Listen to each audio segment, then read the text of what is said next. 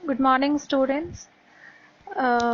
जो हमारा lesson Hindi one का रह गया था शब्द विचार आधा, उसको मैं इस वीडियो में पूरा करूँगी। आशा है आपने उसको पढ़ा होगा अच्छे से और समझा होगा। उसमें मैंने आपको आधा पार्ट करा दिया था वीडियो के अंदर, जिसमें मैंने आपको बताए थे कि शब्द जो है जो हिंदी भाषा में लिए गए हैं उनको किस किस आधार पर हम वर्गीकरण उनका करते हैं, उनको अलग अलग विभाजित करते हैं। तो 4 आधार मैंने आपको समझाए थे: स्रोत के आधार पर, रचना के आधार पर, प्रयोग के आधार पर और अर्थ के आधार पर। जिनमें से मैंने आपको स्रोत के आधार पर और रचना के आधार पर जो आपको शब्दों को अलग अलग किया जाता है, वो किस प्रकार किया जाता है, वो मैंने समझाया था आपको। उसके अंदर आपको मैंने स्रोत के आधार पर 5 भेद समझाए और रचना के आधार पर मैंने आपको 3 भेद समझाए। इसके बाद जो 2 आधार आपके रह गए हैं वो हैं आपके प्रयोग के आधार पर और अर्थ के आधार पर। अच्छा, जब आप हिंदी भाषा पढ़ते हो तो शब्द के अंदर ही उस चीज़ के उस भाषा के बारे में छिपा होता है कि वो शब्द क्या कहना चाहता है। जैसे हमने स्रोत की बात की, स्रोत यानी उत्पत्ति, फिर हमने रचना की बात की, रचना यानी बनावट, यानी बनावट के आधार पर हमने शब्दों को अलग अलग कैसे किया। अब हम बात कर रहे हैं प्रयोग के आधार पर। तो प्रयोग मतलब किसी चीज़ को प्रयोग में लाना, इस्तेमाल करना। चीज़ आपने खरीद ली, फिर आप उसका इस्तेमाल कर रहे हो, वो क्या कर रहे हो आप, उसका प्रयोग। तो शब्दों को जब हम प्रयोग करते हैं भाषा के अंदर, हिंदी भाषा में, तो उस आधार पर हमने शब्दों को कैसे अलग अलग बांटा, यहाँ आप उसके बारे में पढ़ोगे। यानी हम शब्दों को प्रयोग के आधार पर जब बांटेंगे तो हम उसको 2 तरीके से बांट सकते हैं। एक ऐसे शब्द जो विकारी शब्द है और एक ऐसे शब्द जो अविकारी शब्द हैं। आप अपनी पहली क्लासेस में, पिछली कक्षाओं में इसके बारे में पढ़ चुके हो और इस पार्ट में जब मैं आपको समझाऊंगी तो आधी चीज़ें आप पहले से इसके बारे में जानते भी हो। ठीक है, तो विकारी शब्द और अविकारी शब्द जब हम प्रयोग करते हैं शब्दों का अपनी भाषा के अंदर, तो हम इसके आधार पर उसका अलग अलग उसको बांट सकते हैं। विकारी शब्द क्या होते हैं? विकारी शब्द जिनको हम बदल सकते हैं। अब भाषा जब आप इस्तेमाल कर रहे हो तो भाषा में कैसे कैसे शब्द आते हैं आपके, लिंग, वचन, काल, कारक, काल, इन सब में आप उनका प्रयोग करते हो। तो जब आप विकारी शब्द बोलोगे तो ऐसे शब्दों को आप विकारी शब्द कह सकते हो जिनको किसी भी एक जगह आप बदल सकते हो। यानी कोई भी शब्द अगर लिंग, वचन, काल या कारक, इन चारों में से अगर कहीं भी एक जगह भी बदल जाता है तो वो आपका विकारी शब्द होता है। एक से ज़्यादा जगह भी वो बदल सकता है। ये ज़रूरी नहीं है कि अगर वो लिंग में बदल दिया आपने तो उसको आप वचन में नहीं बदल सकते हो। शर्त ये है कि एक जगह बदलना चाहिए। जो 4 चीज़ें मैंने आपको बताई उनमें से किसी भी एक जगह अगर वो बदल गया तो वो विकारी शब्द होगा। जैसे अगर मैं बोलती हूँ पुस्तक, तो पुस्तक शब्द को हम लिंग में बदल सकते हैं? नहीं बदल सकते। ठीक है, पुस्तक को हम लिंग में नहीं बदल सकते, लेकिन वचन में बदल सकते हैं, है ना। पुस्तक को अगर आप वचन में बदलोगे तो क्या बनेगा? पुस्तकें। तो वो बदल गया, तो यानी ये कैसा शब्द हो गया? विकारी शब्द हो गया, है ना। उसी तरह अगर आप बोलते हैं कि आँख, आँख शब्द आपने बोला, आँख शब्द का लिंग अगर आप बदलोगे तो नहीं बदलेगा, कारक में नहीं बदलेगा, काल में नहीं बदलेगा, लेकिन वो किस में बदल सकता है? वचन में। यानी आप उसको आंखें बोल सकते हो, तो ये कैसा शब्द हो गया? विकारी शब्द हो गया।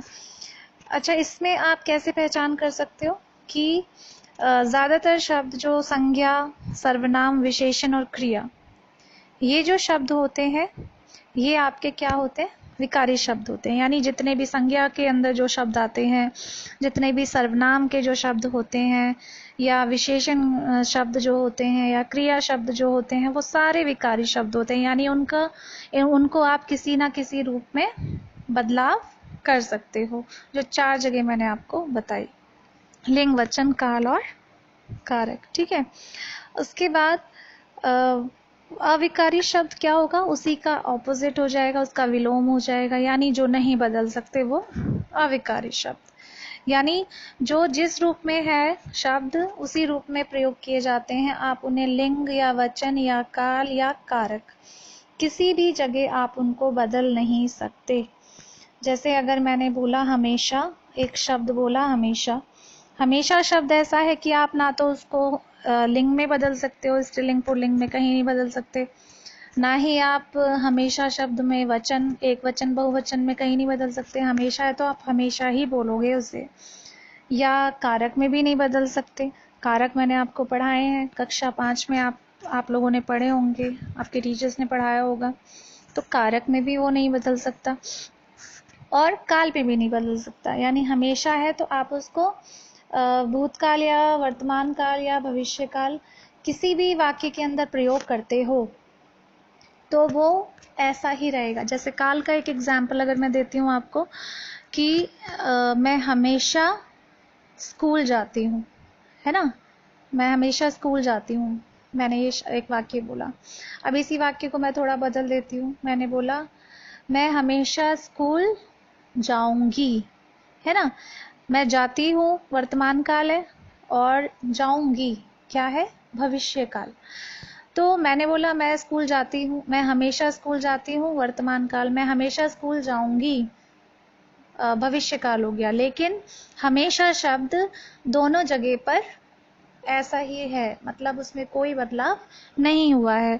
तो वो कैसा शब्द हो गया आपका, अविकारी शब्द। तो अविकारी शब्द कैसे होते हैं, जो किसी भी प्रकार के वाक्य में यदि प्रयोग किए जाते हैं उनको आप बदल नहीं सकते। कहाँ नहीं बदल सकते, ना ही आप लिंग में बदल सकते, ना ही उनको वचन में बदल सकते हो, ना ही आप काल के अनुसार बदल सकते हो, ना ही आप कारक के अनुसार उनको बदल सकते हो। कारक आपको पढ़ाए हैं, आपको एक टेबल भी याद करने के लिए बोली थी, सारणी, कर्ता ने कर्म को करण से, वो आपको याद होगी तो आप उसको अच्छे से कर पाओगे।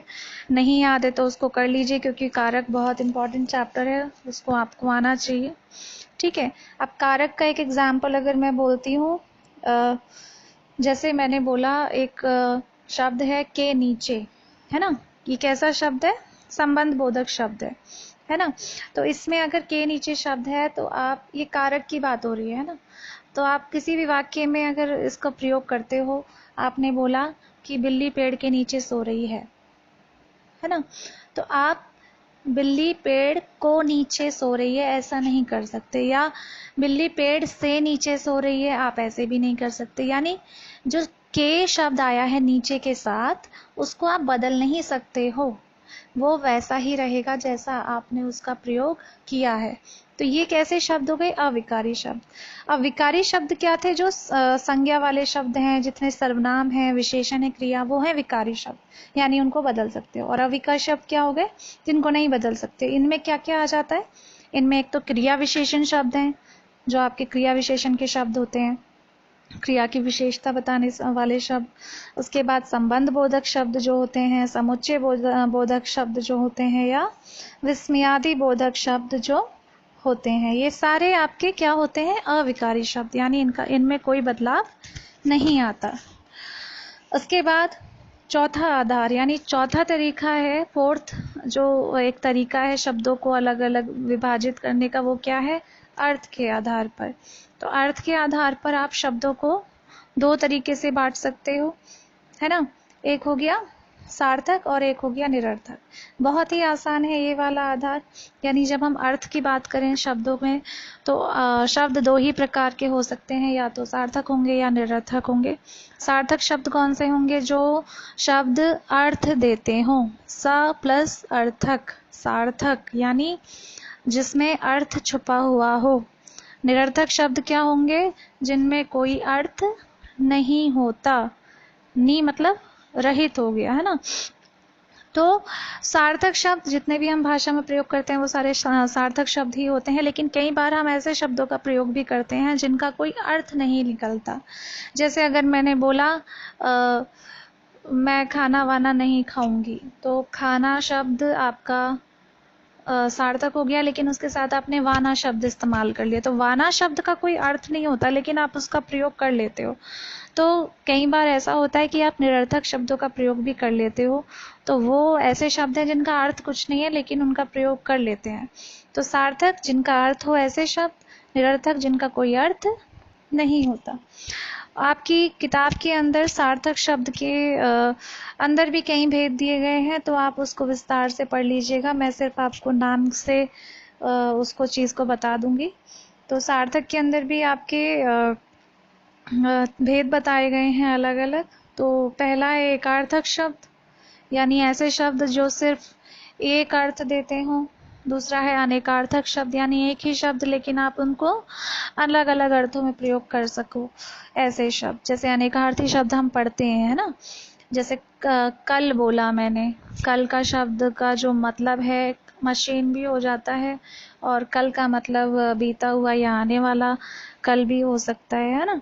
उसके बाद समानार्थक शब्द, यानी पर्यायवाची शब्द जिनको आप बोलते हो, आप अच्छे से आप जानते हो पर्यायवाची क्या है। उसके बाद विपरीतार्थक शब्द, यानी विपरीत अर्थ देने वाले शब्द, विलोम शब्द जिन्हें हम बोलते हैं। फिर है आपके समानार्थक प्रतीत होने वाले शब्द, यानी श्रुति संभिन्नार्थक शब्द, जो लगता है एक जैसे हैं लेकिन वो अलग अलग होते हैं। उसके बाद अवधारणात्मक शब्द, है ना। अवधारणा वही जो अकेले होते हैं, अकेले रहकर कोई स्पष्ट अर्थ व्यक्त नहीं करते, लेकिन उसका प्रयोग अवधारणा को व्यक्त करता है, किसी अवधारणा को, यानी किसी चीज़ को जब आप मान लेते हो, धारण कर लेते हो, वो। ठीक है, तो ये आपका चैप्टर कंप्लीट हो गया है, शब्द विचार। आशा है आपको अच्छे से समझ आया होगा। और लिखना आपको ज़्यादा कुछ नहीं है, आपके किताब में ही पेज नंबर 37 पर दिया हुआ है, हमने सीखा, जो कॉलम है ब्लू कलर का, सिर्फ वही आपको कॉपी में लिखना है फ़िलहाल।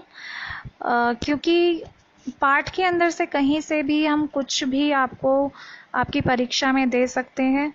ये सिर्फ आपके पाठ का एक सार है जिसको आपको लिखना है। थोड़ा आपको आइडिया हो जाए एक समरी की क्या क्या शब्द के मोटे मोटे इंपॉर्टेंट हेडिंग्स हैं। एटलीस्ट हेडिंग्स आपको याद रहेंगी तो उसके अंदर जो आपने समझा है अगर, तो वो चीज़ आपको ऑटोमेटिकली समझ आ जाएगी। तो ये आपको कॉपी में लिखना है सिर्फ, लेकिन यहाँ काम ख़त्म नहीं होता है आपका। कॉपी में लिखने के अलावा आपको क्या करना है, पूरे पाठ को अच्छे से जो मैंने आधार समझाए हैं उन आधारों को अच्छे से नज़र डालनी है उनके ऊपर कि आपको वो चीज़ समझ आई है अच्छे से या नहीं। पढ़ोगे आपको तभी समझ आएगा, नहीं पढ़ोगे तो कुछ समझ में आपको नहीं आएगा। जब आपको ये लेसन समझ आ जाए उसके बाद अपनी किताबों के अंदर ही आप पेज नंबर 38 को कंप्लीट कर लीजिएगा। ओके, ये जो एक्सरसाइज दी गई है पेज नंबर 38 पर जो आपको दी गई है इस चैप्टर से रिलेटेड, वो आपको सिर्फ किताबों में ही करना है, कुछ नहीं करना है। आपको अगर पार्ट समझ आ गया तो बहुत आसानी से आप उसको कर लोगे। तो पेज नंबर 38 अपनी बुक के अंदर करोगे आप, और पेज नंबर 37 पर जो हमने सीखा है वो आप अपनी, और पेज नंबर 37 जो आपका है वो अपनी कॉपीज़ में आप लिखोगे, जो ब्लू बॉक्स है आपका हमने सीखा। और बस यही आपका काम है इस पाठ से संबंधित। हिंदी 1 में आपको लिखना ज़्यादा नहीं है, समझना ज़्यादा है। तो ध्यान दीजिए, जो आपको समझाया जा रहा है उसको ध्यान से सुने आप और कोशिश करें घर में उसको समझने की।